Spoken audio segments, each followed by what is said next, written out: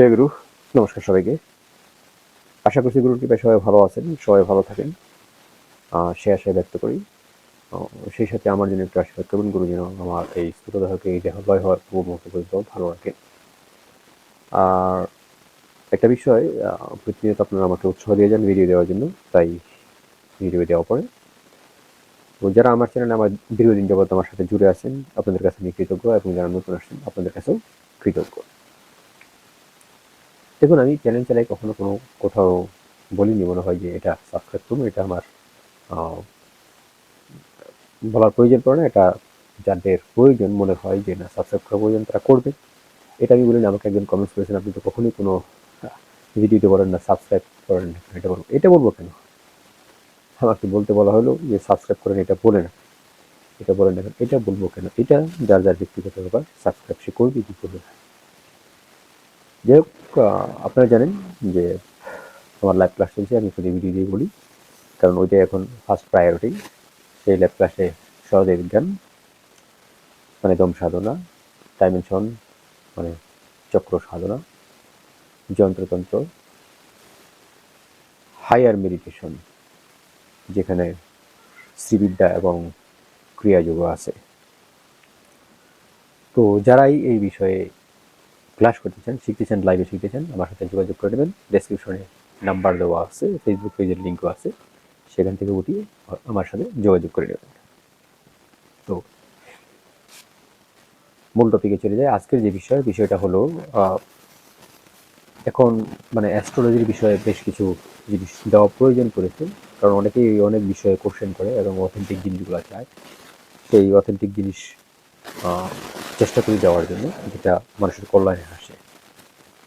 তো আমাদের জীবনে গ্রহ কিন্তু বিশালভাবে প্রভাব ফেলে। গ্রহর ওপর বেস করেই, গ্রহর উপর ভিত্তি করেই আমরা কিন্তু জীবন চলাচল করি। সবসময় যে সব গ্রহ আপনার জীবনে মানে ভালো করে রেজাল্ট নিয়ে আসবে সেটাও নয়, সবসময় যে সব গ্রহ আপনার জীবনে খারাপ রেজাল্ট নিয়ে আসবে সেটাও নয়। তো এই যে গ্রহের যে বিষয়টা, সেই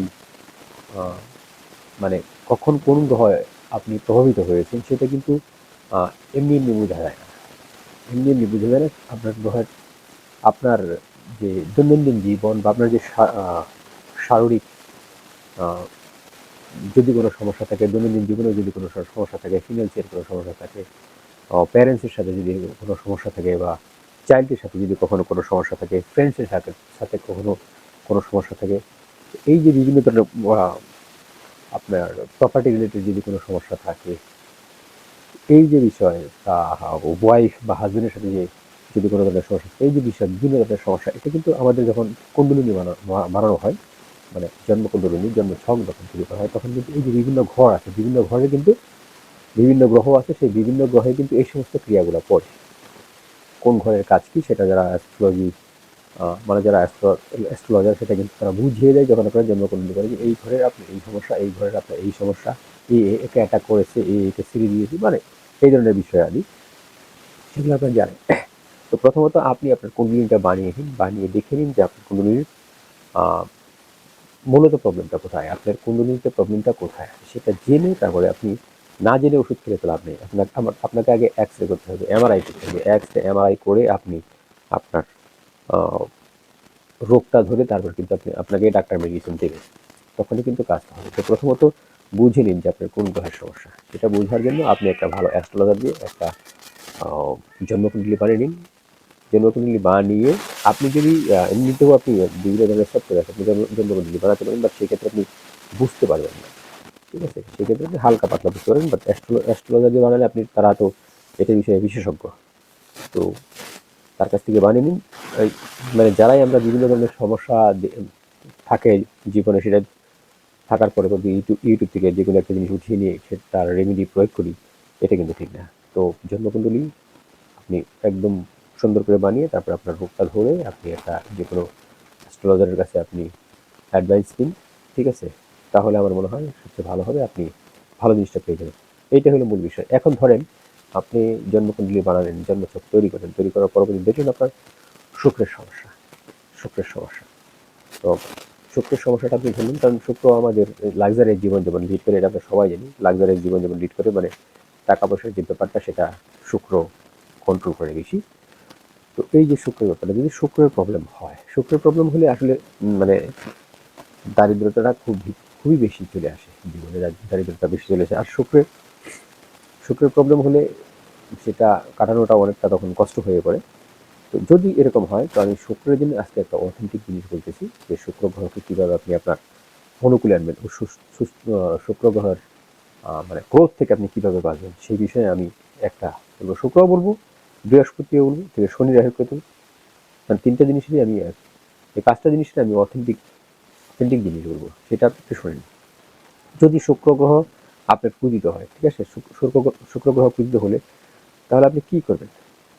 শুক্রবার দিন, এটা কিন্তু শুক্রবার দিন করবেন, এবং শুক্রবার দিন যদি শুক্লপক্ষ হয়, শুক্লপক্ষের শুক্রবার যদি হয়, সেটা আপনার জন্য সবচেয়ে সবচেয়ে সবচেয়ে বেশি ভালো।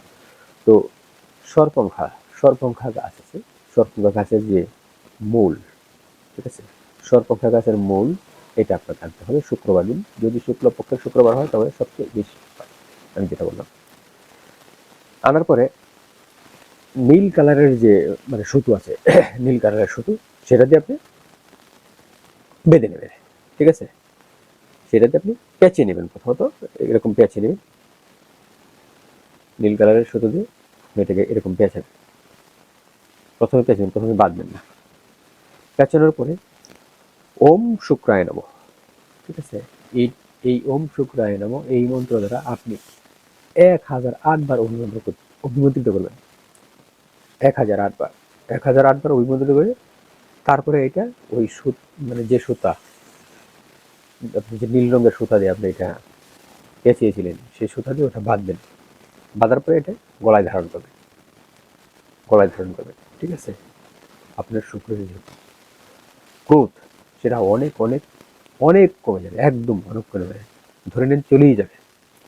এটা কিন্তু আমি শুধু মন্ত্র বললাম না, খেয়াল করবেন মন্ত্রের সাথে তার যে মানে গাছের যে বিষয়টা আছে, সেটাও কিন্তু আমি এখানে বলে। তো এইভাবে আপনি মানে বৃহস্পতি যে যদি আপনার মানে পূজিত হয়, বৃহস্পতি যদি আপনার পূজিত হয়, তো কলা গাছের যে মূল আছে, কলা গাছের মূল, ঠিক আছে, সেটা আপনি নেবেন। নেওয়ার পরবর্তীতে হলুদ কালারের একটা সুতা দিয়ে সেটা আপনি এরকম পেঁচিয়ে নেবেন। প্রথমত পেঁচিয়ে নেওয়ার পরবর্তীতে আপনার এখন মন্ত্র করতে হবে, সেই মানে সেম 1008 বার আপনার মন্ত্র করতে হবে। মন্ত্রটা কি?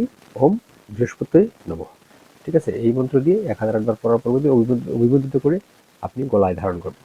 তো আপনার বৃহস্পতি যে ক্রোধিত হয়েছে আপনার উপর, বৃহস্পতি যে ক্রোধ, সেটা আপনার লঘু হয়ে যাবে। হলো। যদি শনি, রাহু, কেতু, ঠিক আছে, এই তিনটাই ক্রোধিত হয়, তাহলে আপনি কি করবেন?